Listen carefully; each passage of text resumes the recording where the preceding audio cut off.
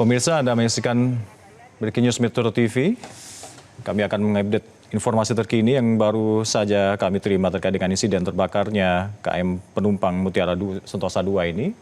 Dan pemirsa, kami akan terus mengupdate informasi terkait dengan kebakaran kapal kali ini.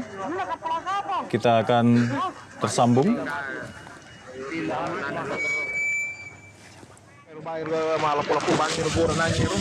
Kepala Kantor SAR Surabaya. Halo, selamat siang, Bapak. Iya, Bapak, boleh Anda paparkan, Pak Sigit, terkait dengan kondisi terkini proses evakuasi dari KM Sentosa II yang terbakar pada pagi tadi? Baik, untuk kondisi saat ini terkait dengan kecelakaan KM Mutiara Sentosa II yang terbakar di perairan utara Sumeneb ya, bahwa untuk yang terlibat evakuasi saat ini masih ada 7 kapal, yaitu TP Asnur 26, Prakasa Mas, Meratus Muatang Siatar, Meratus Project 3, Transco Arapura, KN SAR Permadi, dan KRI Nala yang ada di mendekati lokasi. Nah, kemudian untuk update terkait dengan korban ataupun yang terevakuasi, total ada 222 yang sudah terevakuasi dengan kondisi selamat 218 dan meninggal dunia 4 orang. Sehingga jika kita merujuk pada manifest yang disampaikan bahwa jumlah total ada 271, tentunya korban yang masih belum terevakuasi ada 49. Akan tetapi pada kondisi saat ini di KM Mutiara Sentosa itu sendiri di anjungannya sudah tidak terlihat adanya korban, dan kami lebih mengevakuasi korban-korban yang sudah melompat ke dalam air. Ya, boleh di-highlight kembali, Pak, di garis bawahi, apakah betul korban yang berhasil dievakuasi ada di antaranya 4 yang meninggal dunia, Pak? Iya, betul. Untuk 218 selamat dan 4 dalam kondisi meninggal dunia. Korban selamat ada 218 orang dan sudah berhasil dievakuasi di berapa kapal, Pak? Ya, untuk yang sudah dievakuasi tadi ada di beberapa kapal. Ya. Ada di kapal Meratus Project 3, Meratus Pematang Siantar, kemudian di TP Asnur 26, kemudian di Prakasa Mas, dan juga di Transco Arapura. Ya, kapal-kapal tadi yang berhasil mengevakuasi 218 orang yang selamat, sudahkah menuju ke Pelabuhan Kalianget di Kabupaten Sumeneb, Bapak? Sementara ini belum. Sementara ini belum, jadi masih di lokasi, masih di dalam kapal, sambil menunggu proses evakuasi yang lainnya yang 49, kalau sesuai data ya, yang sesuai data adalah 49 yang belum terevakuasi, yang berada di dalam air atau sudah melompat ke air. Artinya masih ada 49 orang yang masih diusahakan untuk bisa dievakuasi dan kini terombang-ambing di perairan Sumeneb, Pak, ya?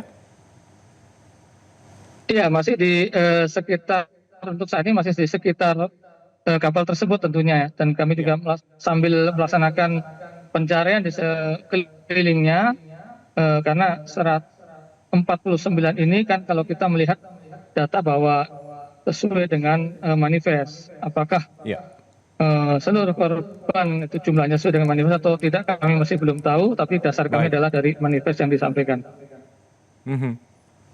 Dari laporan tim yang ada di sekitar lokasi kapal Sentosa yang terbakar. Adakah kendala yang berarti yang dihadapi oleh tim SAR di sana, Pak? Ya, untuk kendala tidak terlalu ada kendala, mungkin lebih ke tantangan yang perlu kami hadapi terkait dengan tinggi gelombang, kemudian kecepatan angin, dan juga tentunya kondisi kapal yang dipenuhi dengan asap sehingga saat mengevakuasi itu ada tantangan tersendiri untuk proses evakuasinya. Boleh dikonfirmasi Bapak, korban-korban yang berhasil diselamatkan ataupun korban meninggal dunia tadi akan dievakuasi ke pelabuhan mana saja? Apakah terpusat hanya di Pelabuhan Kalianget nantinya? Kami memang masih ada dua planning di Kaliangat ataupun ke Surabaya, tetapi planning satu kami adalah semua ke Tanjung Perak Surabaya, kecuali yang kemudian memerlukan kecepatan untuk proses evakuasi ataupun dalam kondisi khusus sehingga harus ke Pelabuhan Kalianget. Baik, dari sekitar 218 korban selamat, apakah dilaporkan ada beberapa yang terluka, Bapak? Ya, untuk yang terluka ada, tapi kami belum mengidentifikasi ada berapa jumlah yang kemudian terluka, baik itu luka ringan maupun luka-luka bakar. Kami masih belum mengidentifikasi berapa jumlahnya.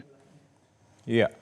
Terkait dengan keselamatan jiwa para personel SAR gabungan yang sedang berjibaku di titik lokasi kebakaran untuk evakuasi para korban, tentu saja ini juga menjadi prioritas utama. Seperti apa, Pak, catatan Anda?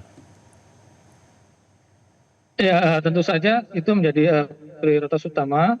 Tentunya prosedur dalam proses evakuasi itu menjadi patokan atau sandaran untuk kita melaksanakan proses evakuasi. Dan sebagaimana tadi saya sampaikan bahwa di sini kami punya tantangan bahwa kondisi gelombang maupun juga kondisi kapal Mutiara Sentosa sendiri yang posisinya terbakar, mengeluarkan asap dan ada hal panas di sana. Itu juga merupakan tantangan yang perlu kehati-hatian tentunya untuk tim yang melaksanakan evakuasi. Iya.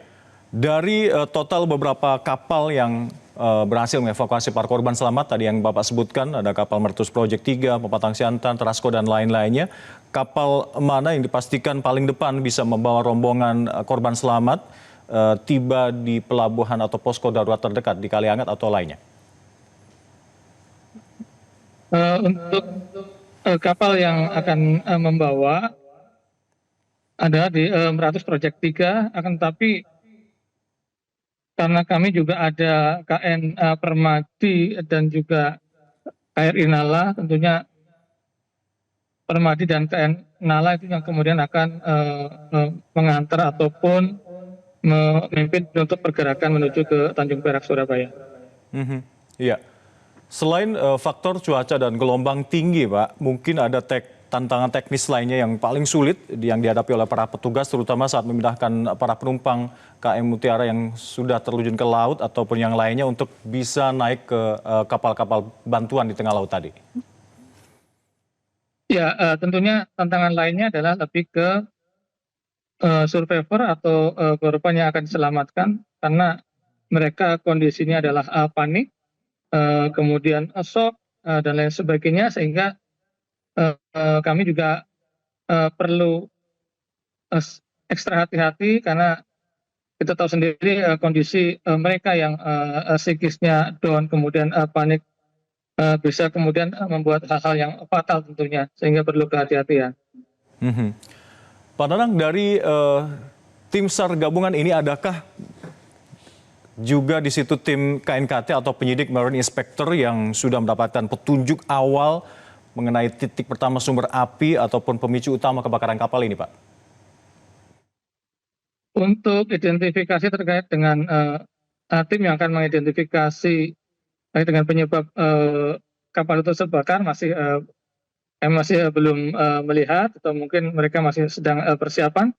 Tapi tentunya yang awal ini adalah tim yang untuk melaksanakan proses evakuasi baik dari Basarnas, kemudian dari TNI Angkatan Laut, dari Polair, dari KSOP, dari Esrop, dan tentunya semua potensi matra laut yang berada di Tanjung Perak, Surabaya maupun yang ada di wilayah sekitar Kalianget. Mhm. Pak Nanang, selain 218 penumpang yang dilaporkan selamat tadi dan ada korban meninggal 4 orang tadi dan 49 lainnya yang masih dilakukan pencarian, bagaimana nasib nahkoda kapal? Ya, kami belum mengidentifikasi mana yang nakoda kapal, mana yang ABK. Yang jelas kami mengevakuasi, kemudian berada di beberapa kapal, dan dari kapal-kapal itu baru menyebutkan jumlahnya saja. Jadi belum mendata secara detail siapa namanya, kemudian dia sebagai apa, masih belum. Iya. Kami akan update kembali tentunya. Mhm.